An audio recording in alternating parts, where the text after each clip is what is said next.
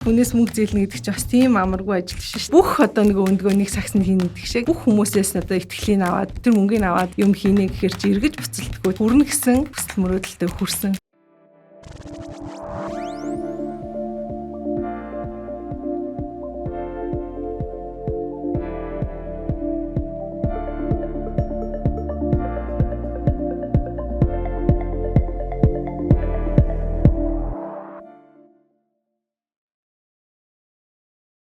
Сягийн өдрийн тэмдэглэл подкаста үзэж байгаа бүх үзэгчдээ энэ өдрийн мэндийг хүргэе. Яг одоо бид бүхэн подкастынхаа шинэ дугаарыг эхлэхэд бэлэн болсон байна. Ингээд студид маань дараагийн нэгэн маш сонирхолтой зочин маань хүрэлцэн ирсэн байгаа. За тэгээд өнөөдрийн дугаарын маань зочин Монос группийн төлөөлөл өдөрт зөвлөлийн гишүүн үйл ажиллагаа эрхэлсэн захирал Солонгоо. За подкаст маань тавтаа мэрэл. За баярлаа. Харсан баярлаа. За манай подкастын хувьд болохоор подкаст хийх шалтгаан буюу Стивен Бартлтын гүйцэтгэх захирлын өдрийн тэмдэглэл бизнесийн амьдралын 33% гээд номыг аль биесны эрхтэйгээр Nepco Publishing-ээс эрхлэн гаргасан. За тэгээд энэ дээр 32 өөр гүйцэтгэх захирлууд нэг бүлгээр нь орчуулсан. Солонгоо захирлын хувьд болохоор 22 дугаар хууль буюу та төлөвлөгөөндөө эзэн нь байх ёстой гэдэг хуулийг орчуулсан байгаа тийм. За тэгээ мэдээж бит хоёр уламжлалын ёсны дагуу орчуулсан хуулиа ярина. Тэгэхээр тэрнээс өмнө бол зочныхон талаар ярих гэсэн юм аа. За Монос группийн хувьд бол манай үзэгчид бараг л мэдж байгаа болвол хэлүүлэлтгүй мэдж байгаа гэж бодож байна. Яагаад тэгэхээр бидний өдөр тутмын хэрэглээнд байдаг үйлчлэгийг нь бид нар авдаг учраас за Монос групп болохоор үйлдвэрлэл, худалдаа үйлчлэгээ, эрдэм шинжилгээ сургалт, хөрөнгө оруулалт санхүү. За тэгээд мэдээллийн технологи гэсэн юм 5 үндсэн чиглэлд үйл ажиллагаа явуулж байгаа тийм. За баг 10-аад компани байгаа хэ охин одоо яг ийм компани гэдэг үзэх юм бол за Солонгоо захирлын хувьд миний мэдж байгаагаар бол Америкийн нэгдсэн улс болон Англид боловсрол эзэмшсэн тий. За та биднэрт ямар мэрэгжлээр сурч төгссөн бэ гэдгийг соёлоо зүгээр яг эхнээс нь хөөгөл явчих гэж би бодоод байна л да. Нэг товчхон өөрийгөө танилцуулаад эхлэвэл үзэгчд байна. За би Америкийн Лос Анжелес хотод олон улсын бизнесээр төгссөн. Тэгээд төгсөөд Лондонд бизнесийн удирдлагаар магистр хамгаалсан. Тэгээ та ирээд шууд Монос групп ирээд тий 2005 онд төгсөж ирээд Монос группийнхаа ерөнхий менежерээр ажилд орсон.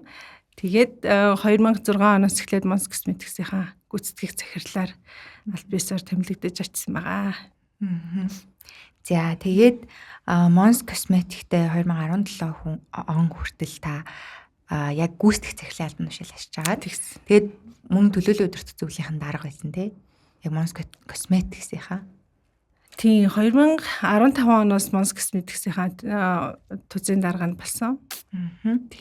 За хоёулаа ямар ч ийсэн таны Монос групптэй холбогдож буй түүхээс эхлэе гэж бодож байна л да. Одоо мэдээж ирээд шууд одоо Монос групптэй ажиллаж орсон гэлэнгүүд хүмүүс за яагаад ирээд шууд Монос группт орсон юм бэ гэдэг ч юм уу те. Ингээл таны түүх эхлэв штэ те. За та тэндээс эхлээд гоё ярьж өгөөч.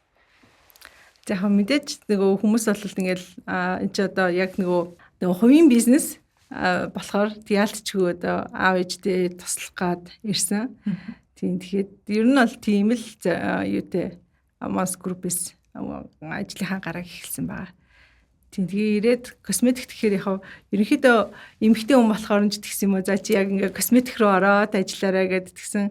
Тэгээ миний хувьд ч гэсэн косметикт ажиллана гэдэг нь илүү нөгөө ойрхон амьдралд ойрхон ч юм уу. Эмэгтэй хүн болохоор ч тэр юм уу. Косметикээс эхлэх нь надад ч гэсэн айгүй таатай санагдсан л та. Тэгэл эхэлсэн. Тэгээ яг 2006 оноос эхлээд 7 онд би хамгийн том нөгөө биоген гэдэг бүтээгдэхүүнээ зах зээл нэвтрүүлж исэн. Тэгээд тэр түүхээ ярих юм бол их гоё л доо. Анхны нөгөө гаргасан брэнд мэн өөрөө тэнд ч ингээд одоо од олох гээд явж байгаа шүү дээ. Тэгээд Чингис зочид буудалд би тэгэд нэг нээлтийн ивент хийжсэн. Тэгээд тухайн үед бол нэлээд үнэтэй гоо сайхны бүтээгдэхүүн одоо сав багла бодол болоод тий бүх юмараа илүү л байлгахыг зорж хичээж хийсэн. Тэгээд маш богино хугацаанд ерөөсө сар хүрэхгүй хугацаанд бидний нөгөө амар үнэтэй нөгөө худалдаанд гаргаж байгаа бүтээгдэхүүн маань ерөөсө нүд ирмхийн зур дуусчихсан. Нөгөө савн дууссан болохоор бид нар чинь яах ч аргагүй дахиад саваа захиалаад дахиад нэг сар ашигтай хүлээх болчихж байгаа байхгүй. Тэгээд хүмүүс бас уурлаад та нар ч одоо юм үйлдвэрлэчихэд ингээд ийм жоох юм хийгээд дуусгачихж байгаа юм уу гэл нөгөө тус бүрээс нь 12 мянган ширхэг нөгөө савтай саваа тэгэл за энэ өстө бүтэн жилийн юм л болох ах та байна. Бараг тэрнээс ч илүү хугацаанд борлогдож дуусгах уу яах вэ гэжсэн чинь бүр ингээд төсөөлснөөс бүр шал өөрөөр борлогдсон тэр бол нэр үнэхээр нэр айгүй гоё одоо бүр хизээч сэтгэлээс гардгав. Тийм түүхээдэг. За та сая аав ээжтэй туслах гад гээд хэлчихэж байгаа те. Тэгэхээр та тэр яг зүгээр тодруулаад үзэгчтэй. Таны аав Монс группийн үүсгэн байгуулагч те. Тэгээд яг та юу гэдэг Монс группийн гоё үүсгэн байгуулах үеийн тийм гоё түүхийг хуваалцаач гэвэл те. Одоо энэ ямар одоо юугаар алсын хараатай үүсгэн байгуулсан юм бэ гэдэг дээр. Манай үүсгэн байгуулагч тийм. Ер нь бол үүсгэн байгуулагчд гэдээ ярьчих тийм. Тийм. Тэгэхээр үүсгэн байгуулагчд маань 1990 онд одоо яг зах зээлийн одоо эд нөгөө нэг шуурга гэх юм уу тий одоо нэг ингээд хүн болго ингээд бүр тэр нөгөө нэг ардчлал гээд гараад ирчихсэн. Яг тэр шуурганаар бүр хин хаана юу хийхээ мэдэхгүй. Тэгээд нөгөө бараа таваараагүй тийм ховор. Яг энэ үед бол одоо манай үүсгэн байгуулагч тухайн үед бол айгүй том албан тушаалтай байсан юм лээ. Эм хангамжийн нэлээд том дарга. Тэгэл цэнхэр пассворттай альбан цэнхэр пассворттай. Тэгэл ингээл машин унаатай бүх юм цаанаас ингээ хангамжтай. Тийм гоё ажиллаа орхиод. Тэгээд одоо бүх юм хайж ийн гэсэн үг шүү дээ. Одоо яг миний нөгөө нэг А план гэдэг шиг яг тэрэн дээр гарч байгаа шиг ерөөсөө зөвхөн өөрийнхөө за би яг үйлдвэр босгоно. Эми үйлдвэртэй болно. Худалдаатай болно гэсэн ийм зорилготойгоор ерөөсө тэр зорилгоосоо буцалгүйгээр одоо тэнд өчнөө нөгөө нэг юунууд байгаа шүү дээ одоо давагчгүй хүчин зүйлс их бий те яг тэр бүгдийг давж туулж гарч ирсэн нэр бол айгүй мундаг үдий бас те өнөөдөр сая бид нар 35 жилийнхаа ойг хийхэд бас ярьжсэн л да би бас одоо ингээд зөндөө олон бүтээн байгуулалтууд бий боллоо одоо Монс бол Монголын одоо салбартай номер 1 болчихсон. Үнэхээр нэрээ бахархахгүй байхын арга алгаа хамт олноороо гэдээ ярьжсэн. Тэгэхээр тэр энэ хүртэлх хугацаанд энэ хүн бол асар их зүйлийг хийсэн. Тэгээд яг тэгж жагаад ерөнхийдөө бол нөгөө түүхүүдээсээ багаар тэгээд яриад явж тий. За та Монголд ирээд Монс группийн ерөнхий менежерээр ажиллаж агаад Монс Cosmetics-ийг хариуцаад тий 10 гаруй жил гүйцэтгэх захирлаар нь ажиллах явцдаа яг би ихэнх үеэрүүн жоох очие гэж бодоод байна л да. Та сая нөгөө зах зээл чинь бүтээгдэхүүн тухайг нэвтрүүлж ийлаа гэсэн айгүй сорилттой тулгарх болов гэсэн чинь илүүтэйгээр нөгөө нэг хүлээлтээс аваад ингээд дуусцаа гэж ярьж байгаа шүү дээ. Яг Монголын зах зээл дээр ирээд ажиллахад тань зүгээр ямар сорилтууд ихний ээлжинд тулгарч ийсэн бэ? Одоо зүгээр жишээ нь баг удирдахад ч юм уу те. Тэр талаар. За баг удирдахын хувьд бол ер нь харьцангуй гайгүйс яг надтай хамт ажилладаг хүмүүс минь яг миний үеийнхэн байсан. Тэрэн дээр бол ойлголцоод ч амар ягаад чи надтай нэг хүмүүс тийм нэг эвгүй харьцаад ч гэдэг юм уу тийм юм ерөөсөө байгаагүй тийм хүнд бэрхшээлүүд ерөөсөө харьцангуй баг байсан. Ер нь баг байгаагүй юм байна. Ер нь бодоод тэр толгойд л тийм юм орж ирэхгүй. Тэгэхээр яг мэдээж мэдгүй чадахгүй зүйлс бол харин зөндөө байсан. Тэрийгэ бүгдийг одоо хуучин ажиллаж исэн хүмүүсээсээ асуугаад судлаад яадгийн заагаад өгөөрэй ингэрээ тэгэрээ гэд явжсэн болохоор харцангуй гайгүй. Тэгээд яг намайг ажил авах үед бол нөгөө компани маань үшээ нөгөө хөл дээрээ босчихсон бүх юм ингээд бэлэн болчихсон. Тэгээл аажмаараа нөгөө нэг зах зээлтийг ингээд хөл нийлүүлэл явжсэн болохоор бас гайгүй. Яг ер нь зүгээр миний бодлоор болохоор зүгээр юу гэдэг гоо сайхны салбар ч юм уу те эн чинь бол нөгөө импортын зах зээл нь айгу том штэ те хэтэрхий том гэдэг ч юм уу те нүд ийм зах зээл зүгээр үндэсний одоо ийм брэнд бүтээгдэхүүн хөгжүүлэх нь ямар одоо сорилтуудтай тулгарсан юм болоо л гэж бодоод байгаа байхгүй юу бас одоо яг ийм том нөгөө нэг тий импортын зах зээлтэй өрсөлдөж байгаагийн хувьд тий өрсөлдөгч гэж харах юм уу? За тий өрсөлдөгч л юм да тий. Гэхдээ ямар ч хэлсэн сорилтууд асуулгаар шүү дээ. Яг тэр үеэсээ гэх юм бол ийм л энэ л да. Ер нь бол нөгөө Монголын бүтээгдэхүүн гэхэр хүмүүс нөгөө нэг ингээд нэг жоохон ихтгэл үнэмшил муутай юугаар хийсэн болч гэдэг юм уу? Одоо баг хаанаас авчраас хавалцсан болч гэдэг юм уу? Ер нь нэг ийм айцтай, төгшүүртэй бас тийм юм бол байсан. Тэгээд мэдээж мэдгүй чадахгүй зүйлс зөндөө байлаа. Хажуугаар нөгөө хүмүүсийн ихтгэл. Тэгэхээр тэн дээр бид нар юу хийсэн гэхээр ерөөсөө л бүтээгдэхүүнийхээ маркетингийг аягүй сайн хийж чадсан.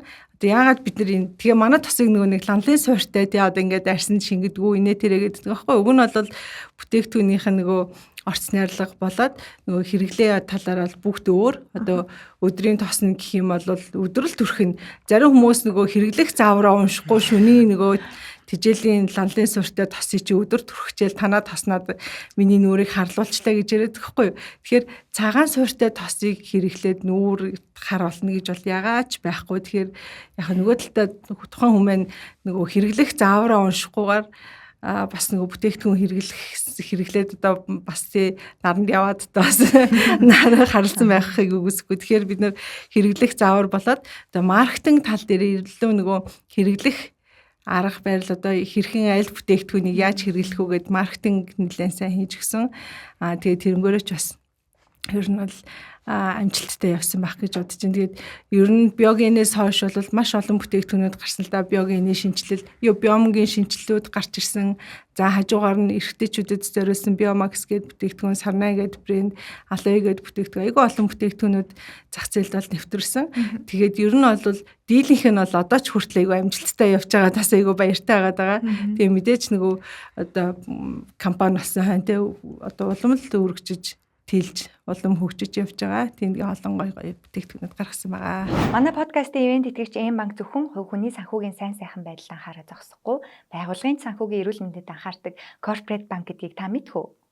М корпорэт уламжлалт банкны үйлчилгээнээс гадна яг танай байгууллагын санхүүгийн хэрэгцээнд тохирсон технологийн шийдлийг санал болгодог. Танд хэрэгцээ байгаа бол тэдэнд тохирох шийдэл нь байж л байгаа. Хурдан явъя гэвэл ганцаараа, хол явъя гэвэл хамтдаа яв гэдэг дээ.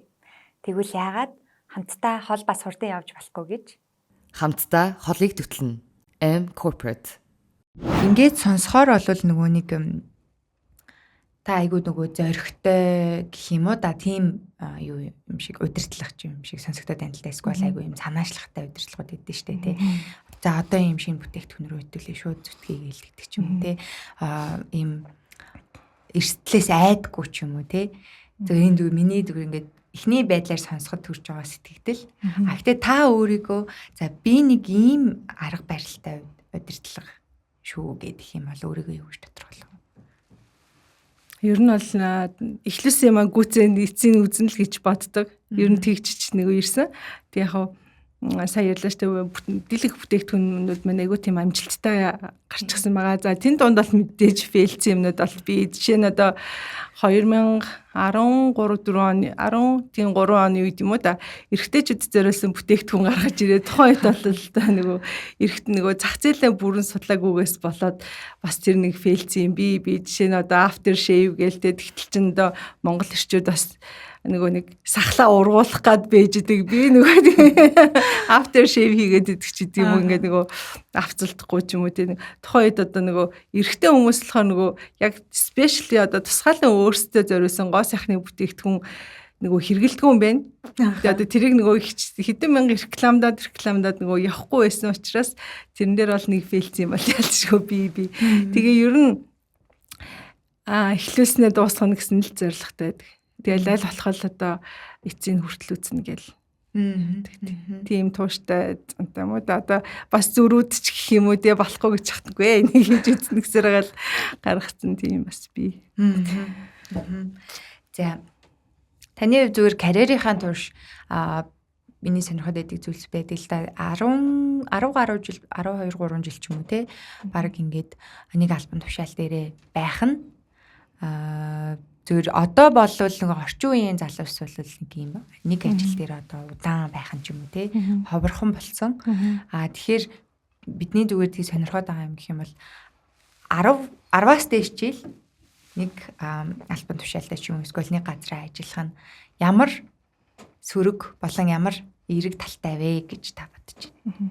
Хэлэх. Яг зүгээр өөр дээрээ хэлэх юм бол бусдыг аль мэдгүй л яг өөр дээр их юм бол би Mos Cosmetics-ээс хизээч ерөөсөө уйдаагүй. Ягаад тэгэхээр бид нар дандаа шинэ бүтээгдэхүүнүүд гаргаж идэг. За одоо тэрийг дуусан гот энэ нөгөө бүтээгдэхүүн хөгжүүлэлтэд дуусгаал те. Бид нар чинь ер нь одоо импортинг компаниудыг бодох юм бол харьцангуй нөгөө хийх ажил айгүй их байдаг. Жишээ нь түүхийд сабаглаадлаас өсвөлээд судалгаагаа хийн. Тэгээ эцсийн бүтээгдэхүүний хэрэглэгчийн гар дээр очтол нь маш их юм судалж нөгөө хийдэг учраас биднэрт бол зүгээр нөгөө бэлэн байгаа бүтээгдэхүүнийг аваад зарахтаа биш. Бүр эхнээс нь ахуулаад дуустал нь хийдэг учраас айгүй их юм байдаг. Жишээ нь түүхийдээ хаанаас авал илүү найдвартай одоо бүр илүү сайн чанартай байх уу. За ямар сабаглаа бодлоо хүнд ирүүл байх уу тий одоо өшөө хэрэглээ талаасаа ямар байх юм гэд ингээд маш олон юмнууд судалдаг. Тэгээд тухайн явцад чинь бас энэ бүтээгдэхүүнийг ямар өнгө үзэмжтэй гаргуул яаж гарах бол за энэ бүтээгдэхүүнд ийм үнэр хийчихвэл бас тий хэр зэрэг хүмүүс таалагдах бол гэж өөрсдөө мөнхийн туршиж үзэн ер нь бол тэгээд баг тэндээ бол туршилтын тул ашигласан бүх юмнуудаа үзэл мэдлж үзээд ингээ явдаг. Тэгэхээр энэ их ажлуудыг хийж байгаа болохоор миний хувьд бол ерөөсөө нэг тийм ажилласаа уйдсан юм л ерөөсөө байдгүй. Тэг яалтчгүй за одоо энэ 17 онд бол яалтчгүй тэгээд тузын дарга болоод тэгээ өөр гүйцэтгэх захиралтай байд явсан байгаа. Тэг яалтчгүй групп руу бас ирэх шаардлагатай болоод. Одоо ч гэхдээ би чинь бүтээгдэхүүн хөгжүүлэлтийнхаа дарга штэ. Тэг байнга тэндээ оролцсон ингмээрэн тэгмээрэн гэд ер нь бол тэр өдөөс жинхэнэ миний хоббиний ажил. Тийшээ гингүүт нь цаг хойшин тавихгүй ш. За яваад үзье хараад гин. За бас нэг сонирхолтой зүйл байгаа. Тэр нь яг одоо гүйцэтгэх захиралгаа ярих юм бол жишээ нь ингээд айгүй зарим үед сонсоход айгүй тийм гялцэл ажиллаж юм шиг тий. Одоо яг ингээд уулзалт хийгээл явж яддаг ч юм уу. Юм шиг сонсогдож байгаа тий. Гэхдээ энэ бол салбар болгоноос өөр компани том жижигээс ялгаатай. Гэхдээ миний мэдмээр байгаа зүйл нь та түрүүн хэлж штэ. Манай тосыг түрхээд харалчлаа ч юм уу гэл ингээд ирж гин гэл. Тэгмэд миний бодлоор ингэж бодоод байгаа байхгүй. За гадаадын нэг бүтээгдэхүүн хэрэглээд ч юм уу те таашаал маршлах юм надад тохирохгүй байна гэдэг ч юм уу хүндийх баг. За тэгвэл Монгол юмаа хэрэглэчих юм бол өстой нөгөө очих газартай гэдэг шиг заргалдах газартай гэдэг шиг заргалдаа явдаг л байх гэж бодоод байна л та. Тэгэхээр бидний мэдхгүй тийм арын түүх юу вэ те юм санаанд оромгүй одоо ингээд хүрээд ирж ирсэн штэ гэдэг ч юм уу. Гэхдээ бүр заргалт нь инээ тэрэ гэж бол харьцангуй бас гайгүй. Ер нь гэхдээ зүгээр сошиалаар харахад бол тиймэрхүү хүмүүс бол нэлээд болцсон юм шиг үлээ. Яг манай дээр бол тийх нь бол харьцангуй гайгүй. Тэгээ ер нь бол тиймэрхүү одоо асуудлууд зөндөө байсан. Зүгээр хөгжилтэй талаас нь ярих юм бол нэг хүүхэд манайх дөнгөж нөгөө биодэрэмгээд нөгөө өсвөр насныхан зориулсан арьс арчилгааны бүтээгдэхүүн гаргасан байхгүй юу. Тэгээд нэг гаргаад чинь нэг 3 жил бас болцсон байсан юм аа. Тэгээ ижсэн чинь нэг хүүхэд манай менежер л уцтаал ярьсан гинэ. Хичээ би танаа бүтээгдэхүүнийг хэрэгэлсэн чинь миний арьсд бүр ингээ гуйжаар ингээ бүр ингээ амар болчлаа та хурдан иргээд тэгсэн. Чи хаанаас авсан чи тэн дээрээ хөрөөд ирэж гисэн чи заа гэдгсэн. Тэгсэн нөгөө хүүхэд чинь яасан гэсэн чинь нөгөө бүтээгдэхүүнээ нүүр угаагч гэлэн бүтээгдэхүүнээ аваачаа дутуу уншаад нөгөө угаан гэдгийг нөгөө тос гэдээ ойлгоцсон. Нүүрэн дээрээ төрсөн. Уг нь монгол хэлээр бичсэн байгаа шүү дээ. Тэр ч одоо англиар биш. Их нөгөө буруу хэрэглэнээс болоод тэгээ нүүрэн дээрээ төрхэд онцсон байгаа байхгүй нөгөө хөөсрүүлэгч нөгөө гэлэн бүтээгдэхүүнээ. Тэгэхээр ч одоо яг нөгөөх нь нөгөө гэлэн бүтээгдэхүүн болохоор арьсан дээр нөгөө цаашаа шингээд үлдсэн нь энэ дээр ингээд тогтоод нөгөө одоо тийм нөгөө бүрхүүл үүсгээд гатцсан байгаа байхгүй. Тэгээ нөгөөтг нь ингээ хохлохоор чи нөгөө арьс нь хуурж байгаа юм шиг мэдрэмжтэй. Тэгээд одоо та миний нүүрийг буцаач зүгээр олгох гээд үгүй чи нүүрээ угаагаад энэ тосыг түрхээрээгээ талиргийн тос түрхэж гэсэн. Тэгээд тэр нөгөө явуулсан гэдгсэн. Тэгээд шөө бас танаа бүтээгдэхүүн чинь цайруулна гिचээд бүр ингээ цайруулахгүй байж тэгээд тухайн үед одоо манайх чи нэг 1000 орчим төгрөг лөө да. Энэ чинь баг 10 онд тахгүй 2010 оны үед тахгүй юу. Гэсэн чи танаа бүтээгдэхүүн ч гэсэн нэрээ цайруулна гэхчээстэй цайруулахгүй шүү дээ. Одоо тэгээ би яах юм буцаач миний мөнгийг өг гэдэг. Тэгээд бас тэр үед нас. Бас бүтээгдэхүүнийх нь мөнгөний өгчээсэн тохиолдол байна. Гэхдээ яг хоо ер нь ингээд эргээд харахад яалчгүй гүйцэтгэх захирлийн ажил зарим хүмүүсийн харж байгаагаар бол тийм хүмүүсийг зарчаа суугаад байна уу гэж харж байгаа боловч нөгөө талаас бол тийм биш хгүй. Энэ чинь бүх үүрэг хариуцлага бүх юмыг өөртөө аавна. Тухайн үед одоо яаж одоо асуудлыг тэ айтайхан хөнгөнөөр хэнийг ч одоо гомдоохгүй эв байдалд оруулахгүйгээр тэ одоо асуудлыг шийдэж чадахгүй тэр л одоо нэг CEO хүний л одоо юу арга чадвар ах та. Яг улам лавшруулад асуувал яг таны хувьд жишээ тий та одоо хэлж штэ тий яг тийм арга барилаараа тухайн асуудлыг шийдвэрлэе гэд тий тэр нь одоо гүйцэтгэх захирлын үүрэг юм аа гэд хэлж байгаа. Гүйцэтгэх захирал ер нь өдөр тутмын үйл ажиллагаатай нүүр тулахаас гадна хамгийн гол ажил нь магадгүй нөгөө хүн хоорондын харилцааг зохицуулах юм уу гэж бас харагдаад идэв шүү дээ тий одоо багийнхныхаа тухай ч юм уу тий заримдаа бүр сэтгэл зүйч шиг болцсон захирлууд ч байдаг гэх мэтчлэн ингээд нөгөө гүйцэтгэх захирлын үүргүүд гээд одоо бидний мэдхгүй нэг өөр үүргүүд байгаа даа шүү дээ тий яг өдөр тутмын үйл ажиллагаанаас өөр ямар үүргүүдийг хүлээгээд эхэлдэг юм бэ ер нь гүйцэтгэх захирал. Үндэсний болон олон улсын бүтээлүүдийг өөрийн дурын төхөөрөмжөөс дэлхийн хаанаас ч хизээч уншиж сонсоорой. Эмбүк мэдлэг мэдрэмжийг өнгөлнө. Яг намайг одоо энэ 12 жил гүйцэтгэх захирлаар ажиллаж явах хугацаанд бол харьцангуй бас тийм бага гарсан. Нэг одоо найз нөхдөөсөө сонсох ч юм уу бусад компаниудаас ингээд сонсохоор бас амар юм сонсдог л доо. Гэр бүлийн асуудал ч гэдэг юм уу архи тарснаас болсон ч гэдэг юм уу тэр ингээд янз янзын бүр ингээд цочмоор нүд бүлтэж нөгөө чих дэлтимэр гэдэг шиг тийм юмнуудыг үг сонсгдөг. Манай компанид бол харьцангуй тийм юм байгаагүй. Золж тэгээ мэдээж бол нөгөө хүн л осон хайн тэгээ эмхтэй маань дийлэнх нөгөө эмхтэйчүүд байдаг.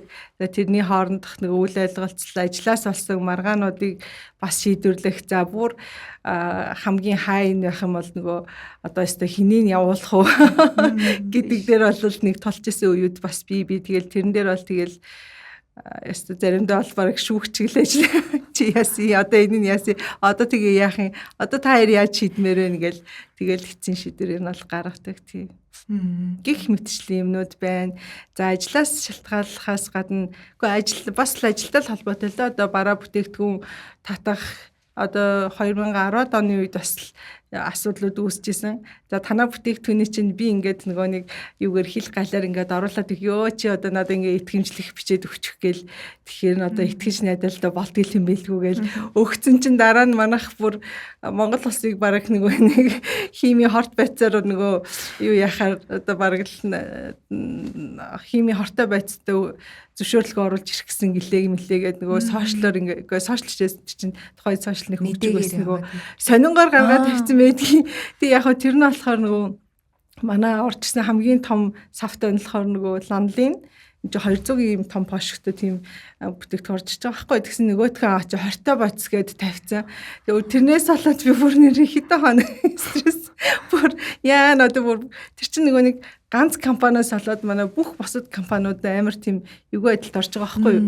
Тэгээл бүр тэрэн дээр бол нэр үнэхээр санаа зовсон. Тэр бол нэр миний бүр амьдралтаа үзээгүй юмыг тэнд бол үзсэн. Тэгэлгүй эн чинь юу хортой байц биш ээ. Энд чи зүгээр ланалын тэгээд энэ чи 200-ийн 3 тийм пошгтой юм биш юм аа. Тэгээд яалтчгүй одоо өстө уучлаар ийм юм бол байхгүй гэл. Тэгээ сонингийнхандаа та нар залруулах хийж өгөөч энэ ийм юм байхгүй гэдгсэн нөгөөх нь яалтчгүй нөгөө мэржлийн хэлцэнэлт гэдэг ингээд нэлээд юмнууд болсон юм шиг л. Тэгээд тухайн үед нэг тийм сенсац үүсчихсэн. Тэрийгээс тооцвол ер нь бол харьцангуй гайгүй байсан. Тэр л амар сенсацтай юм болсон. Тэгээ тухайн үед одоо та тэр асуудал ингээл хэд хоног хямарч байгаа гэж хэлж байгаа шүү дээ. Гэхдээ ямар ч гэсэн даван туулж байгаа шүү дээ. Тэгэхээр би зүгээр залуу мэрэгчлээ хүмүүсийг юм захирлуудаас бас зарим зүйлийг сураасаа гэж хүсдэг зүйлсийн нэг нь болохоор асуудлыг даван туулах тэр сэтгэл зүй гэх юм уу та тий.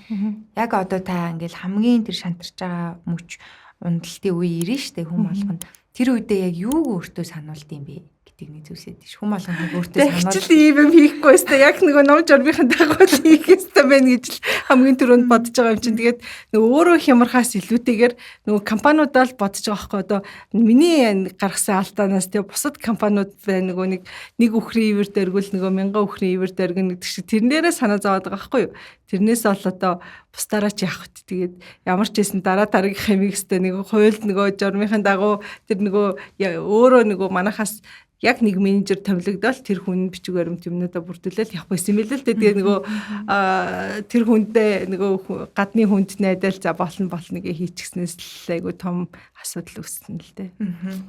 Тэр асуудлаас гадна ерөнхийдөө та ер нь зүгээр өөртөө юу саналдаг одоо зүгээр яг юм хэцүү за яг гэдэг миний асуудал жоохон хэцүү байна шүү гэдэг ч юм уу те. За энэ ажил бол нэг жоохон хэцүү байна да гэж бодох үедээ өөртөө нэг хүн сануулдаг штэ. За үр дүн ингэчүүл ингэчэндээ эсвэл бол за ажлыг ингэж байгаа л ард нь харцдаг даа ч юм уу те нэг юм өөрийгөө зоригжуулдаг зүйл эдэн штэ. Тийм үү. Яг тэр юун дээрээс гэх юм бол нэг кейс дээрээс гэх юм бол би ерөөсөл бүх юмыг ном журмынхаа дагуу хийх ёстой журмынхаа дагуу хийх ёстой мэн л гэдгийг л бүр айдлгон дахиж нөгөө өөр юу ч бодохгүй зөвхөн энийг л тэгж л хийх ёстой мэн л гэж л бодсон. За та болохоор хэлж шнэ манай компаниас болоод бусад компани нэр төр гээл те. Яг тэгэхээр эн чинь групп компани учраас хоорондоо холбоотой тий. За Mons Group-ийн хувьд болохоор Mons Cosmetics, Mons одоо эмийн саман гэж бид бүгд мэдчихэж байгаа тий. Тэр ятгаа лабораториуд байгаа тий. Зөндөө олон ийм үйл ажиллагаа явуулдаг зүйлсүүд байгаа. Гэтэ та нэг юм хоорондын уялдаа холбоо магадгүй одоо юу гэдэг Mons Cosmetics-ийн хувьд хамгийн их уялдаатай ажилтг нь групп компани дотор айл компани юм бэ гэдэг ч юм уу тий. Магадгүй одоо тэр сургууль лаборатори сургууль энэ төр гээл байгаа штэ тий. Тэгэхээр тэндээсээ яг нөгөө илүү уялдаатай ажилдаг уу яадаг вэ гэдэг. Яг групп компани дотор юу Mons Cosmetics айл компанитай илүү уялдаж ажилдаг вэ гэж юу? Ийм судлалын хүрээлэн тэгээ илүү ажилдаг. Яагаад тэгэхээр нөгөө бүтээгдэхүүн хөгжүүлэлт дээр хамтарч нөгөө бүтээгдэхүүнээ гаргадаг учраас.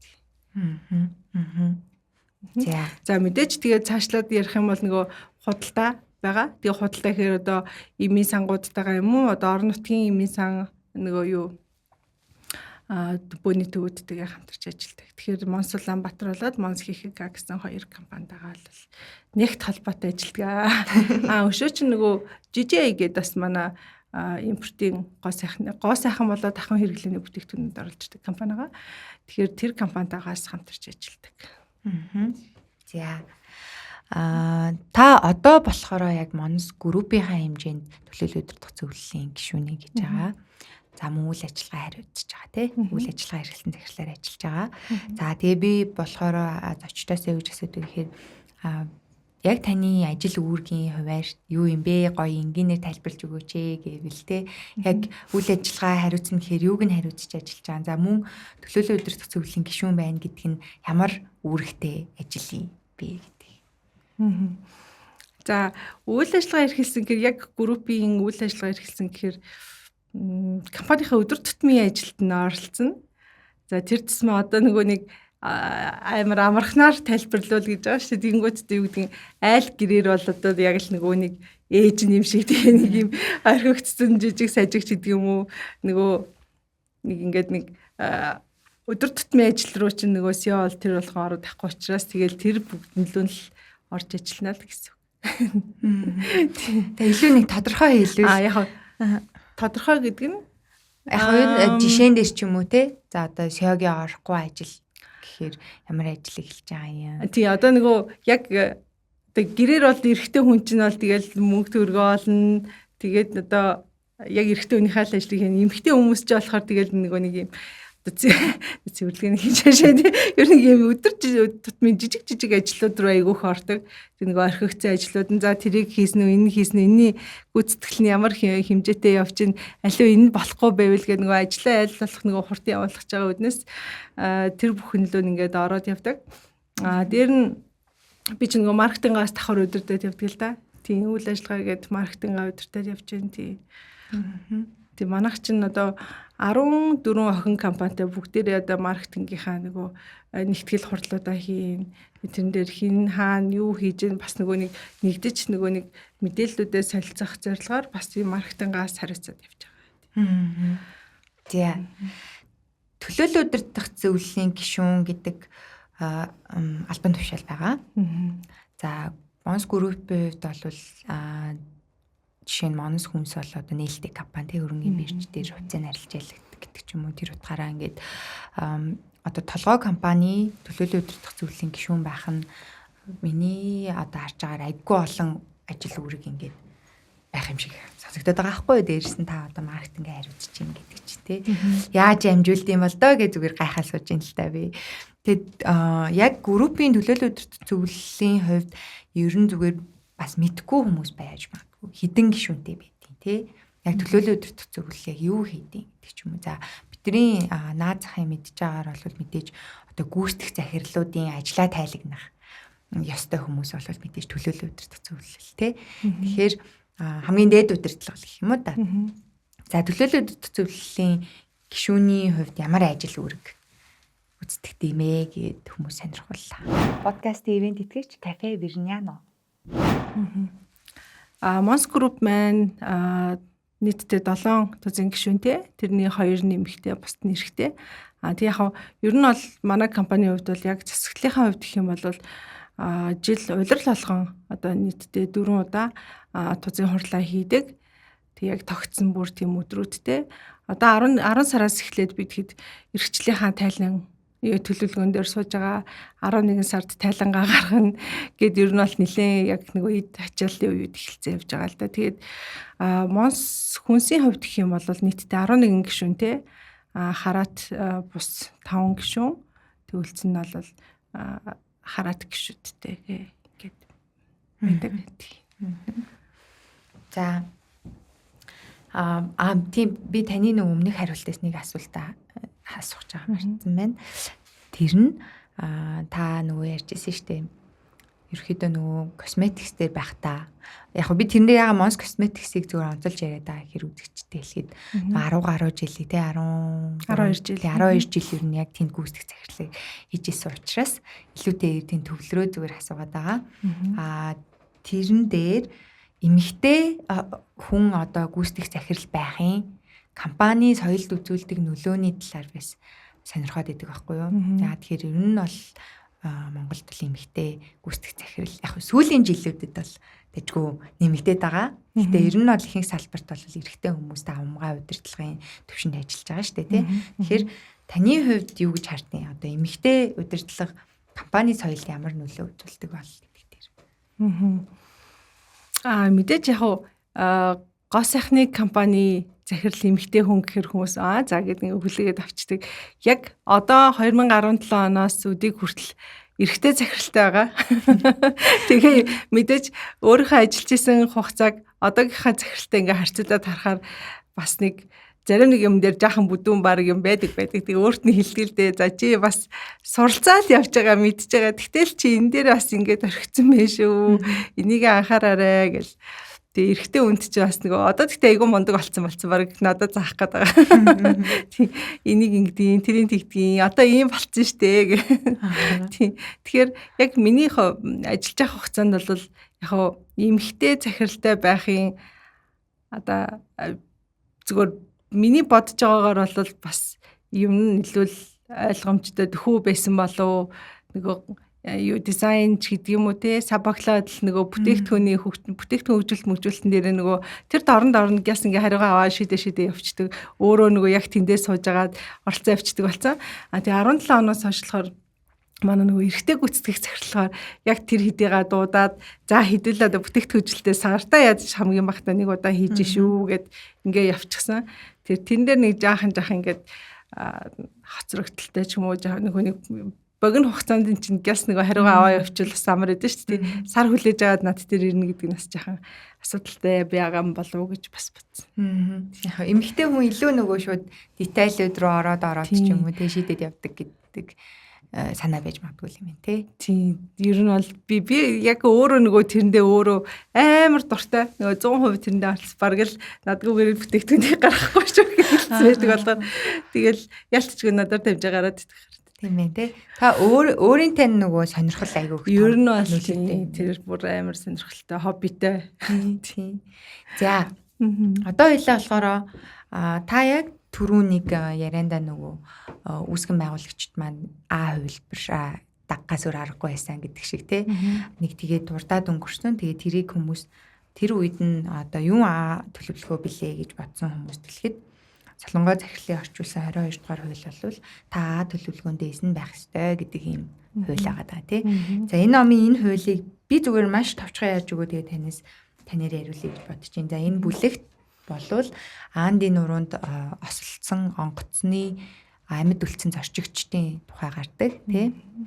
За тухайн амьд үлдсэн зорчигчд болвол хэд хоног одоо тэнд байсан хүмүүсүүдээрээ арга цаагаад тэг ямар ч тусламж ирдэггүй. За тэгээ нэг радио долгионы сүлжээгээр олж сонсоход бол засгийн газар иргэлийн ажиллагааг зогсоосон гэдэг зүйлийг сонссон даруйда тэнд амьд үлдсэн зорчигчд өгч хийдэг гэхээр за осолцсон зорчигчдын махыг одоо идья гэдэг юм уу тий. Тэр хүний бусад одоо хүмүүсээ идэж амьд гарахаас өөр сонголтгүй болоод гэтэл яг энд гарч байгаа гол тэр түүхийн гол дүрийн баатар болвол тэр дундад ээж нь болон охин дүү нь байсан. Тэгээ тийм учраас хизээ нэг өдөр ээж болон охин дүүгээ идэхтэй хүмүүс идэх тийм шаардлага идэх нэ гэдэг мэдчихэж байгаа учраас тусламж хайхаас өөр аргагүй шүү болоод за тэгээд тусламж хайж 10 гаруй хоног явсны эцэст нэг суурин газар олж очоод тэгээд аврагчдыг дуудаж чадаад ингээд амьд гардаг те тэр үлдсэн 10 хэдэн 49 хүнээс 14 хүн одоо өөртөө нийлээд 15 хүн амьд гардаг те.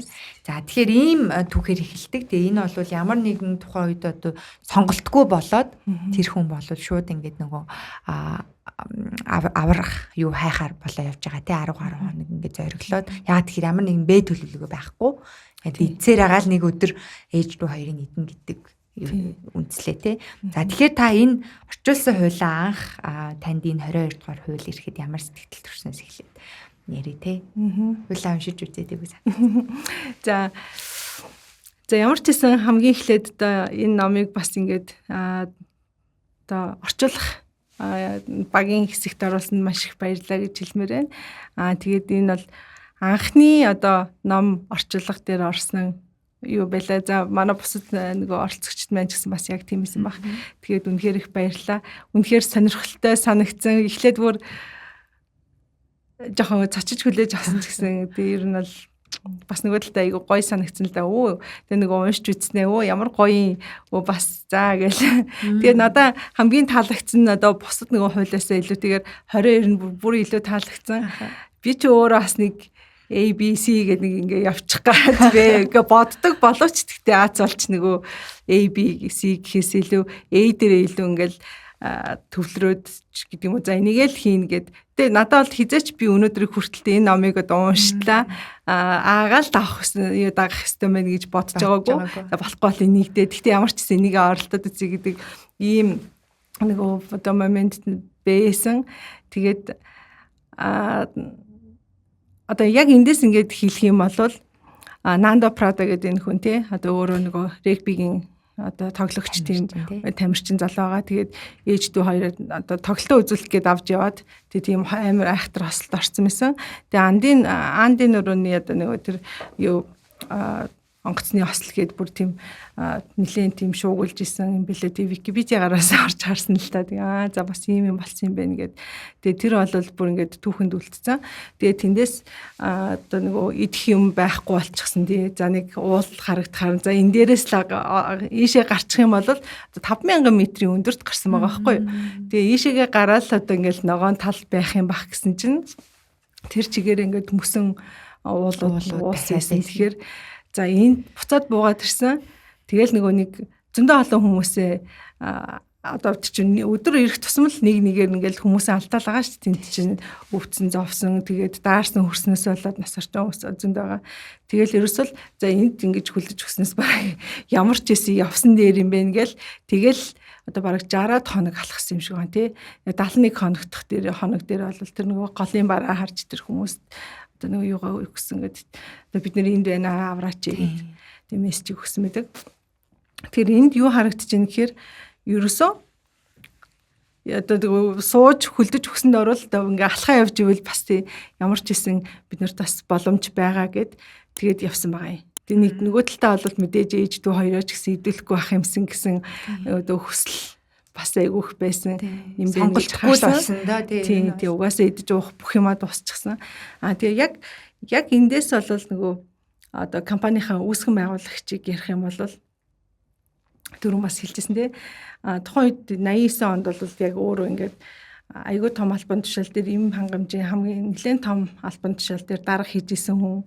За тэгэл нөгөө хангамжтэй одоо нөгөө цэнхэр пассворд, дипломат пассворттай гоё хар машин ундаг одоо нөгөө хангамж сайтай л одоо дарга хүн байсан байгаа байхгүй юу. Тэгээ тэр бүгдийг хаяад өөрт байгаа одоо бүр өнгөт телевизтэйсэн гэж өнгөт телевизрээ зараад одоо аав ээжээсээ өөр нөгөө нэг гадны хүмүүсээс мөнгө зээлнэх хэр чинь ямар ч боломж байхгүй нөгөө итгэхгүй. Тэгээ тэнд ч бас нэг зээлээд ах мөнгөтэй хүн ч бас байгаль байсан баг л та. Тэгээд одоо нөгөө аав ээж ах дүүгээс одоо мөнгө зээлэх юу гэдгийг тэгээ тэр бүгдийг ингээл аваад тэр чинь бас тий бас хүнээс мөнгө зээлнэ гэдэг чинь бас тийм амаргүй ажил биш шүү дээ. Нэрээ эргүүлээд яаж игээ төлнө гээл ингээд авчихсан. Тэгээ бүх одоо нөгөө өндгөө нэг сагсанд хийнэ гэдэг шиг одоо бүх хүмүүсээс одоо итгэлийн аваад тэр мөнгөний аваад одоо юм хийнэ гэхэр чи эргэж буцалтгүй тий одоо нөгөө хүрнэ гэсэн одоо юундээ хүсэл мөрөөдөлтөд хүрсэн бас нэг жишээ байна тий. Жишээ байна. Айгуу том жишээ. За тэгээ А планыг хийхэд бол одоо нөгөө эми үйлдвэр байгуулж байгаа тийм үү? Эми үйлдвэр бариад дахиад тэнд чинь бас асуудал үүссэн. Нөгөө за нөгөө үйлдвэрлэсэн бүтээгдэхүүнээ хаагур заруулах вэ? За нөгөө улсын эми сангууд ч бол авахгүй. Одоо хуваараа нөгөө хувийн үйлдвэртээ үйлдвэрсэн бүтээгдэхүүнийг авахгүй гээд ингээд суудсан. Тэнгүүт дахиад асуудал үүсэж байгаа байхгүй юу? За ажилчдаас ахуулаад асуудал үүсэж чинь. За хувийн хвшил ажиллах юм бол нөгөө барьж хордог гэсэн тэр нь тэгчиж магадгүйгээд хүн нь олдохгүй. За арай хийж хүнтэй болоод бүтээгдэхүүнийг үйлдвэрсэн чинь нөгөөдхийг зарах газар байхгүй. Тэнгүүт яалтчгүй А плана болох одоо унгаахгүй тулд дахиад эмийн сантай олчих. Хувийн эмийн сантай олчих. Ингээд явж байгаад ийм ханган нийлүүлэх төвтэй болж байгаа. Бараа бүтээгдэхүүнээ солилцох. Гэ ер нь ингээд явсараад ийм судлалын хүрээлэн одоо сургууль гэд ингээ явангууд ч ерөөсө бүгд нөгөө А төлөвлөгөөгөө нураахгүй тулд бүгд ингээ гарсан. Гэхдээ эргээд нөгөө хэдэн дахиад А төлөвлөгөө нь олцсон байгаа байхгүй юу? Ягаад тэгэхээр эдгээр нь бүгдээрээ салбартаа тэргүүлээд амжилттай явж байгаа гэдгээрээ. Тэгэхээр нэг ийм гоё түүх байна. Тийм байна. Подкастын ивент итгэгч 20 жилийн турш таны гэр бүлийн итгэлтэй сонголт байсаар ирсэн шин сонголт тавилгын их дэлгүүр. Яг номын энэ бүлэг бол санаа нь ойлаа ярьж байгаа. А төлөвлөгөөг яагаад даг гэдэг байгаа гэхээр одоо Стивен Бартлеттийн хэлж байгаагаар хэрвээ Б төлөвлөгөө байгаа гэж мэдх юм бол хүн тийм айгүй зоригтой ч юм уу те. Яг тэр нөгөө нэг юмдаа тууштай биш байгаад байдаг гэдэг байгаа байхгүй те. Сонголт байгаа гэж өөр сонголтууд байгаа гэж мэдчихээрээ хүн ингээд урдах юундаа айгүй зоригтой байхаа болчихдаг гэдэг тухай. Хүн нөгөө нэг Б төлөвлөгөөтэй гिचэнгүүт үндсэн А төлөвлөгөөч бол чика төлөвлөгөө байгаа шүү дээ. Гэтэл чи нөгөө Б төлөвлөгөө рүү орчхороо нийт нөгөө нэг одоо айгүй тийм high expectationтэй байсан хүн чинь нөгөө Б рүү орчхоор за яах вэ энийг бол баг ингээл хийчихвэл баг арай дээр юм шиг байна гэдэг нөгөө зориг нь юунаасаа жоохон тийм. Тэгээд сарнандаа бол А төлөвлөгөөнд хүрэх байсан зорилтоосоо 30-40% ингээ бүр ингээ буурдаг бүр ингээ тогтогдсон юм байлээ нөгөө судалгаагаар. Тэгэхээр ер нь бол залуучууд зоригтой А төлөвлөгөөнд л бүр ингээл гяс бат зогсгол хэрэгтэй байлээ. Тэгжээж амжилтанд хүрнэ гэдэг. Та хэлжээ одоо үүсгэн Mons Group-ийн үүсгэн байгуулагчийн хувьд болохоор яалтчгүй нөгөө нэг байгаа бүх юмад эн чин тавиад орсон учраас энэ бол А төлөвлөгөө байсан тий. Тэгээ магадгүй юу гэдгийг за би хэрвээ энэ болохгүй бол Б төлөвлөгөө би буцаад энэ ажлаа хийн гэж бодоогүй л ерөөсөө тийм юм байгаагүй шууд А төлөвлөгөөнд стик гэсэн учраас айгүй амжилтанд хүрсэн тий. Ерөөсөө БМ гэж бүр огт бодоогүй гэж байгаа байхгүй. Манай ерөнхийлөгч нөгөө нэг одоо манай үүсгэн байгуулагчийн нөгөө бичсэн нэг ном байгаа. Бүхнийг тгээс гэд яг тэр номон дээр бол бүр айгүй дэлгэрэнгүй бичсэн байдгийн. Ерөөсөө бүх юма тавиал харсан. Тэгээд энэ ном дээр гарч байгаа нэг айгүй танил бус үг байгаа. Тэр нь бол танил мөртлөө энэ дээр айгүй өөрөөр гарддаг нь бүх өндгөө нэг сагсанд хий гэдэг байгаа. Тэ яг энэ хуулийн тухайд бол тэ. Тэгэхээр бид нэр сонсоод сурсан дадсан нь бол бүх хөндгөөнийг сагсанд хийж болохгүй. Яг ер нь бол хөрөнгө оруулалтын тухай ч юм уу те ер нь зүгээр нэг эрсдлийн хуваах тухай ярьдаг те. Тэн дээр бол нэг л юм руу ингээд тууштай яв. Тэгэхээр нөгөө нэг алдчихгүй гэдэг айдтай байх учраас ерөөсөө энийг л алдвал би тэгэл дуусаа гэдэг л тийм нөгөө философи. Одоо эн чинь нөгөө нэг 4 баг нь байгаа шүү дээ тий. 4 багны 3 дахь нь буюу философийн баг нь байгаа тий. Тэгэхээр ерөөсөө л энэ чинь философийн багад байгаа байхгүй бүр цаана ерөөсөө л алдах хэрэггүй гэж бод. Тэгж бод. Дахиж сонголт байхгүй гэж бодвол тийм. Тэгэхээр айгүй амжилтанд хүрэх магадлал асар өндөр байгаа байхгүй тий. За танд яг энийг өөрийн мэдлэггүй хэрэгжүүлж исэн жишээ түүх байна уу? Одоо юу гэдэг. За яг энэ өөр хувилбар байхгүй шүү. Энийг л хий гэж хэлсэн тийм түүх. Энэ номыг уншихаас өмнө болж ирсэн юм тийм. Байна. Өчигдөр орой бас бодчихлээ л дээ. За надад чинь төлөвлөгөөн дээр стик хийсэн юу байдаг вүлээ гэж бас өөрийнхөө нөгөө ажлын юунуудаас бас бодлоо. Тэгээд 20 онд нөгөө яг ковидын жил 21 онд манай нөгөө түүхий эд дуусаад одоо нөгөө хил гайл хаачихсан, сав баглаа одлаахгүй болсон. Байсан бүтэн нөгөө олдцтой юу нь болохоор юм жижигхэн 100 грамын савлгаатай сав байсан юм цацдаг. Тэгэнгүүтээ тэрийг за эндээ тааруулаад ерөөсө бүтээгдэхүүн юуг шингэн юу хий ямар бүтээгдэхүүн гар аритас гэдэг тийм гар аритгчээсэн. Тэг нөгөө гэл нөгөө нэг юу одоо гэл болгож үүсгдэг тэр нөгөө боцсон дуусчихсан учраас бид нар гар аритгчээ хийж чадхаа болчихж байгаа байхгүй. Тэгээ Монгол улс чинь нөгөө нэг гар аритгч үйлдвэрлэдэг хоёрхан л газар байдаг. Ер нь бол тэгээд бусд нь бол нөгөө хийдгүү. Тэд нар бол хизээ хон сүулт нь гарчирсан байхгүй. Тэнгүүд бид чинь одоо нөгөө борлуулалтаа таслахгүй тулд тий одоо тэгээд эн чинь эрэлт байгаа дээ. Эрэлт хэрэгцээнд байгаа дээ. Зүгээр одоо ингээд түүхийд дууссан ингээд ингээд суугаад байхгүйгээр гяс нөгөө спиртэн нөгөө нэг шингэн гар аритгч руу шууд ороод нөгөө цацдаг. Гэтэл нөгөөх мэн нөгөө сохорсон биш гэдэг шиг илүү нөгөө нэг хэрэглээ талтай амар easy болж өгсөн. Тэгээ тэрнгээрээ бас ямар ч байсан нэг юм бодож олох ёстойгоо бодсон байжсэн чинь тэр нь одоо шингэн гар аритгч болоод тэр нь харин бүр ингээд нөгөө хэрэгцээнээс илүү нөгөө эрэлттэй болчихсон. Хүмүүс яг хэрэгцээнд илүү нийцсэн тий. Тийм бүтээгдэхүүн болж чадсан бас үнэхээр бас баяртайгаа.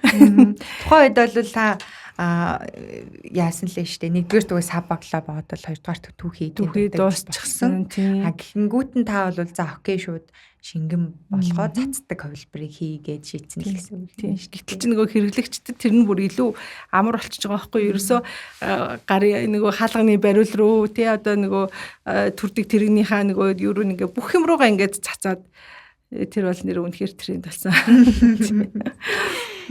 За та номоо орчуулснаас хойш ер нь яаж энэ хуулийг хэрэгжүүлж байна уу?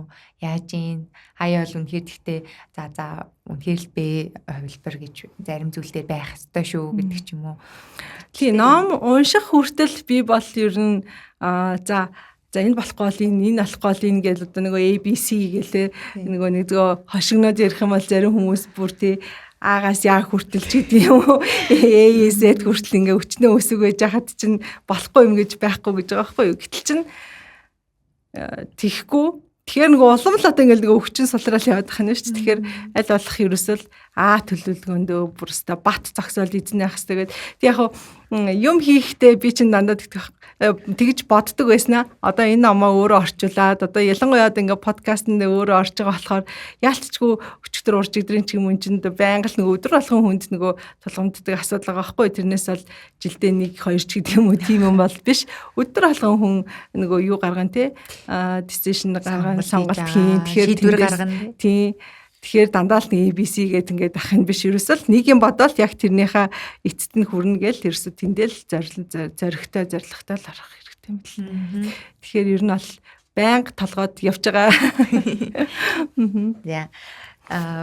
Айгу танд бол айгу хэрэгтэй хууль байсан байна. Гэтэ яг манай бүх зочид бол яг хуулиа уншсныхаа дараа ингээд хэрэгжүүлж үтсэн гээл те. Айгу гоё юм сэтгэлүүтэй байгаа. Тэгээ энэ дээр яг дашрамт эхлээд гүйцэтгэх захирлын өдрийн тэмдэглэл бизнес амьдралын 33 хууль ном яг ингээд таад ингээд орчуулсан хүмүүсийг сонирхоо тий за энэ захирлын хуулийг орчуулсан байна гэдэг айгүй сонирхолтой одоо концепттэй ялгаралтай ном байгаа шүү дээ. Тийм ч юм бол нэгэн орчуулагчаар орчуулагдаагүй учраас тэгээ Nebco Publishing-ийн аль биесээр гаргасан энэ ном бүх номын дэлгүүрүүдэд зарагдчихж байгаа мó аудио хувилбар нь M-book дээр байрсан байгаа.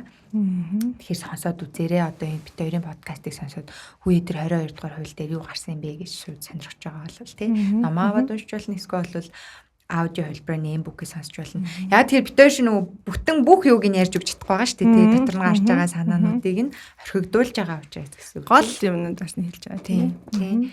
За өөр танд энэ номноос таалагдсан бүлэг байсан уу? Дараачийн ч юм уу тий. Подкастын ивент тэтгэгч Европын холбооны стандартыг бүрэн хангасан Монгол орны онгон дагшин байгалийн эрдэс тус Via Millennia. Яг би өөрөх дээр л илүү фокуслал за надаа яг ийм байна. Компанийн хувьд бол ийм байгаа юм байна.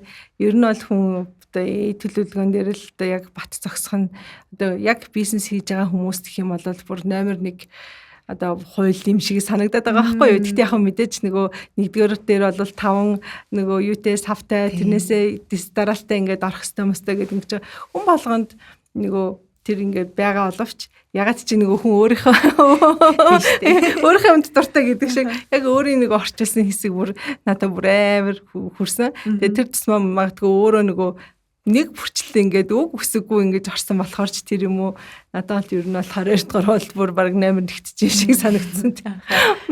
Ном орчуулахад ер нь ямар хүндрэл гарт юм бэ? Ер нь яг нөгөө үгийн сонголт зэрэгээс шалтгаалаа л тий. Одоо орчуулагч бол яг энэ үг нь санаа нь ийм байгаад идэг гэхдээ ингээ монголоор бүр харин тийм амар хэцүү мэлээ тий. Үг өгүүлбэр урдаа хайнаа орхоос өсвөлээд за ингэж чичдэг лөө яах ёстой лээ. Урталтаа орчвол ингээ буруу агуулгатай болчт юм болоо хойш нь оруулах ёстой болоо гэд ер нь бол нилээ их юм бот тийм элэ бат тий.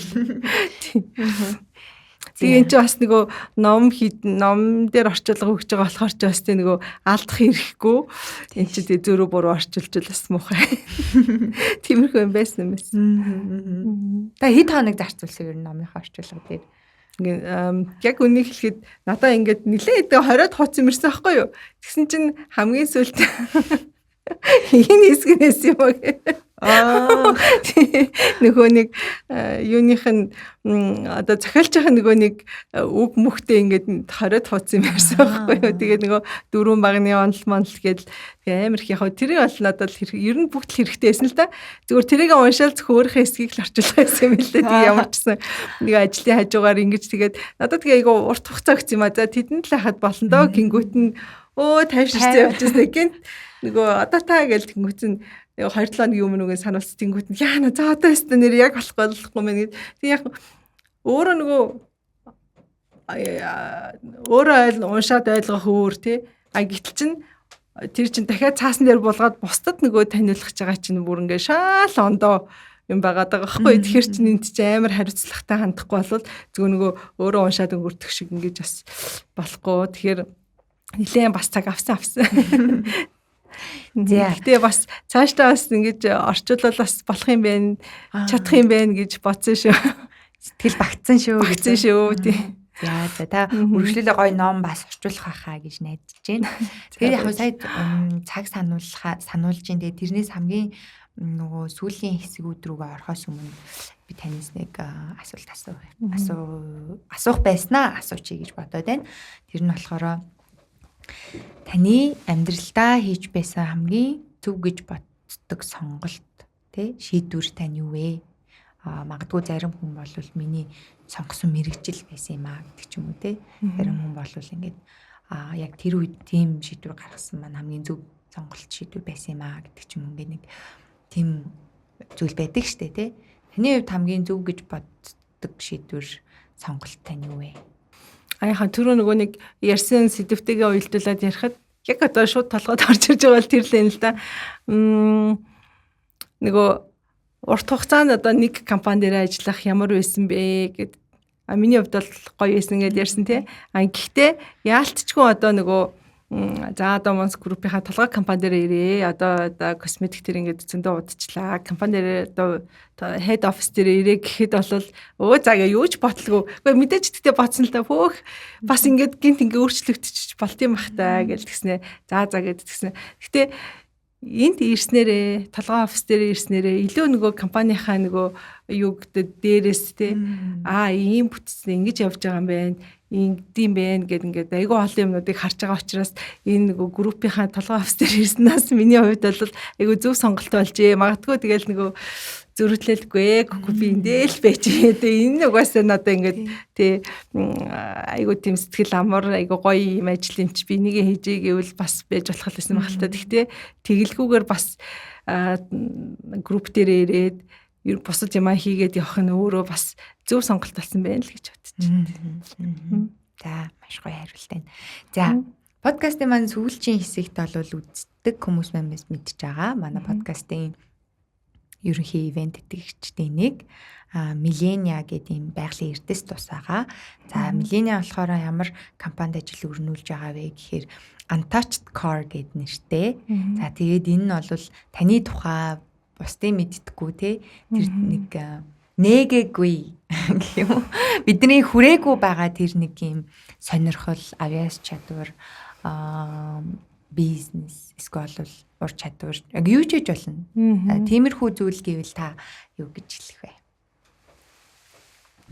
Подкастын хамтрагч Sennheiser брендийн албан ёсны дистрибьютор Global Smart Solution. Global Smart Solution нь Sennheiser брендийн мэрэгжлийн болон энгийн хэрэглээнд зориулсан аудио тоног төхөөрөмжийг Монголд албан ёсоор нийлүүлдэг.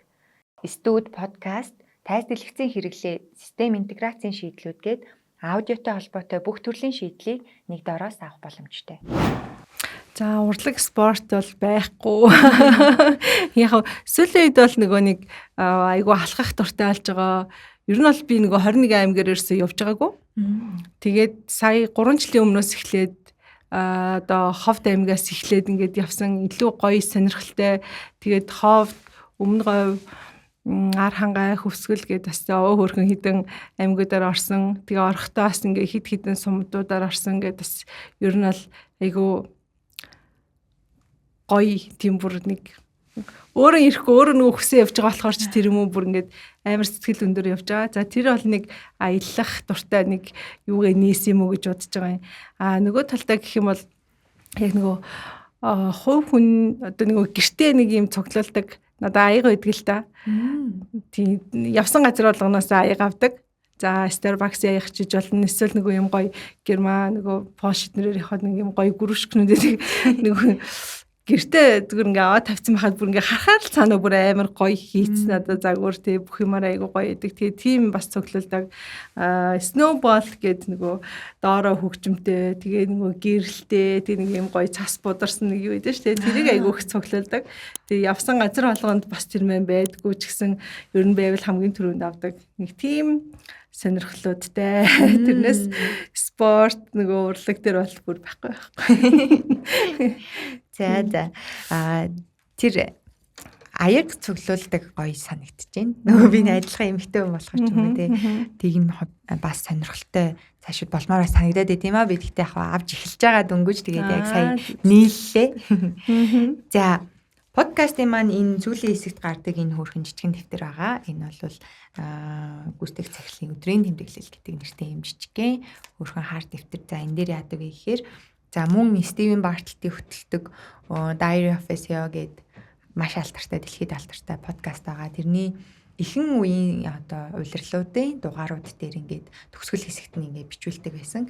Тэгээ бид бүхэн энэ номыг нөгөө албан ёсны эрхтэй орчуулсан гэдэг утгаараа бас номоо сурчлахдаа энэ хувилбарыг нь бас хамттан ингээ хийгээ явж байгаа байхгүй юу. Тэгээ энэ дээр яасан бэ гэхээр таны өмнөх зочин танд асуулт үлдээсэн байгаа. Тэгээд энийг ямар асуулт асуусан бэ гэдгийг зөвхөн энэ хүртэл мэдгүй. За тэгээд таны өмнөх зочин бол Frontier Strategies компани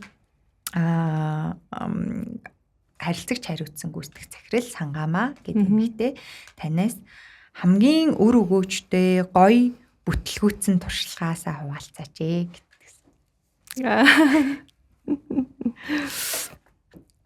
Өр өгөөжтэй бүтлгүүцэн туршлага. Түрүүн нэг ярьсан тий нэг эргэжтэйчүүдэд зориулсан. Яг тэрийг өргөлжлөд ярьчихв. Хамгийн түрүүн тэр санаанд орж байгаа тэр л юм л да яг. Манай нөгөө одоогийн эргэжтэй захирал тухайд нөгөө юм сахалтай манай эдийн засгч байсан байхгүй юу? Тэгээд За хэд нөгөө нэг шинэ бүтээгдэхүүнээ нөгөө нэг турших гад тэр нөгөө after shave гарах гэдэг байгаа байхгүй юу. За хэр хорсох нь уу, дараа нөгөө улаалт өгөх нь үү гэл нөгөө сахалтай залуу. За тэгээд нөгөө эрэгтэйчүүд нөгөө багч гэсэн сахалтай ч гэсэн чинь тодорхой хэмжээнд бас хосж байгаа шүү дээ. Тэгэнгүүт нь за та нар ч гэсэн аваад яваа. Бүгдээрэнд нөгөө нэг туршилтынхаа нөгөө юм жижигэн савлгаатай юмнуудаа өгөөл явал. Маргааш та ороод ирсэн чинь манай нөгөө эдийн засгч тал нь илүү өөр харагдаад л тхүү. Бүр өөр харагдаад. Гэхдээ яг яасныг мэдэхгүй амар бүгдээр ингээ бөөндөө харж байгаа хүртэл яг яасныг хэлж чаддаггүй. Бүр гайхаад. За чи ерөөсөө өөрөө хэлчих ерөөсөө нэг л сонир харагдаад байна гэсэн чи. Сахлаа бас. Зөвхөн тэр бүтээгдэхүүний нөгөө туршилтанд орох гэдэг ийм сахалтайсэн хүн чинь бүр ингээл тийм. Гэхдээ ингээ битүү ингээ бирд гэдэг штэ тийм нөгөө ингээ зориулаад гоё ургуул зориулаад ургуулсан байсан. Сахлаа авцсан байсан.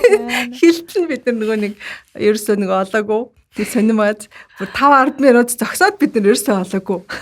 Бүр ёстой сонирхолтой. Тэгээ нөгөө чи бүр энийг эдэлтгүй тэгээ за байл би сахлаа авцсан юм байна. Бүтээгдэхүүнийхээ туршилтанд орохгүй сахлаа авцсан байсан.